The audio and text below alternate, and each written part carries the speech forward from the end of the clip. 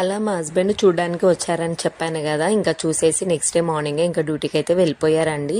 9th month పడిన తర్వాతకి ఒక్కసారి కూడా మేము చెకప్కి వెళ్ళలేదు. ఇంకా శ్రీమంతం బిజీలో హడావిడిలో ఉండేసరికి సర్లే అనేసి మేమైతే హాస్పిటల్కి వెళ్ళాము. మమ్మీ నేను చెప్పాను కదా గవర్నమెంట్ హాస్పిటల్లో కూడా చూయించుకుంటున్నాను అనేసి. ఎవ్రీ మంత్కి ఒకసారి గవర్నమెంట్ హాస్పిటల్లో చూయించుకునేదాన్ని, అంటే మంత్ స్టార్టింగ్కి, మంత్ మధ్యలో మళ్ళీ ప్రైవేట్గా చూయించుకునేదాన్ని. క్యాజువల్గా ఇంకా విజిట్కి వెళ్తే డాక్టర్ కూడా చెకప్ చేసి ఒక్క మాట కూడా చెప్పకుండా వెంటనే అడ్మిట్ కార్డు రాశారండి. బేసిక్గా గవర్నమెంట్ హాస్పిటల్లో నార్మల్ డెలివరీ అయ్యేంత వరకు వెయిట్ చేస్తారు. ఇన్ కేస్ మనం జాయిన్ అయినా కూడా 3-4 డేస్ దాకా కూడా సిజరీన్కి అంటే ఇలా అడ్మిట్ కార్డు రాయారంట అండి. నన్ను చెకప్ చేసి వెంటనే అడ్మిట్ కార్డు రాశారు. మేమైతే చాలా షాక్ అయ్యాము. ఎందుకు ఏంటి అనేసి అక్కడి నుంచి అంటే వెంటనే మేము మళ్ళీ శ్రీలత మేడం దగ్గరికి వెళ్ళాము.